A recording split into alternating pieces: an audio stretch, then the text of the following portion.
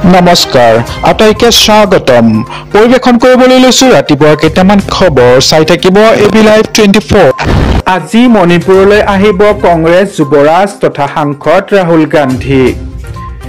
অশান্ত মণিপুৰৰ সাম্প্ৰতিক পৰিবেশৰ বুজ লোৱাৰ উপৰি আশ্ৰয় শিবিৰত আশ্ৰয় লৈ থকা লোকসকলৰ খা খবৰ ল'ব সাংসদ ৰাহুল গান্ধী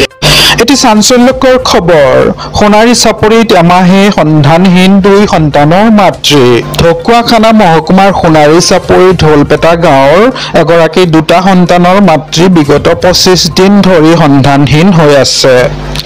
গাঁওখনৰ কনক দিহিঙীয়াৰ পত্নী মুনু দিহিঙীয়া নামৰ দুটা সন্তানৰ মাতৃগৰাকীয়ে 13 জুনৰ পুৱাই নিজৰ পঞ্চম আৰু দশম শ্ৰেণীত অধ্যয়নৰত সন্তানক বিদ্যালয়লৈ প্ৰেৰণ কৰি নিজেই প্ৰায় 9:30 নিজৰ চিলাই দোকান অভিমুখে যায় ইয়াৰ পাছৰ পৰা সন্ধানহীন হৈ পৰে মহিলাগৰাকী বিয়লি পৰ্যন্ত ঘৰলৈ উভতি নহাত মুনু দিহিঙীয়াৰ স্বামী কনক দিহিঙীয়াই সোণাৰী চাপৰি আৰক্ষী চকীত উক্ত দিনা পত্নী নিৰুদ্দেশৰ সন্দৰ্ভত অৱগত কৰে কিন্তু অদ্যপি কোনো সন্ধান উলিয়াবলৈ সক্ষম হোৱা নাই সোণাৰী চাপৰি আৰক্ষী অকস্মাত ঘৰৰ পৰা ওলাই গৈ সন্ধানহীন হোৱাক লৈ চিন্তিত হৈ পৰিছে মহিলাগৰাকীৰ স্বামীৰ লগতে তেওঁৰ দুটি সন্তান স্বামী কনক দিহিঙীয়াই বিগত 25 দিনে বহু বিচাৰ খুচাৰ কৰিও পত্নীৰ সন্ধান উলিয়াব পৰা নাই মহিলাগৰাকীৰ সন্ধান পালে স্বামী কনক দিহিঙীয়াক স্ক্ৰীনত দিয়া নম্বৰত অৱগত কৰিবলৈ আহ্বান জনায় ভাৰত বনাম জিম্বাবুৱে দ্বিতীয়খন টি20 মধুৰ প্ৰতিশোধ টিম ইণ্ডিয়াৰ জিম্বাবুৱেক 100 ৰানত পৰাস্ত কৰি প্ৰথম খেলত পৰাজয়ৰ পতক তুলিলে গিল বাহিনীয়ে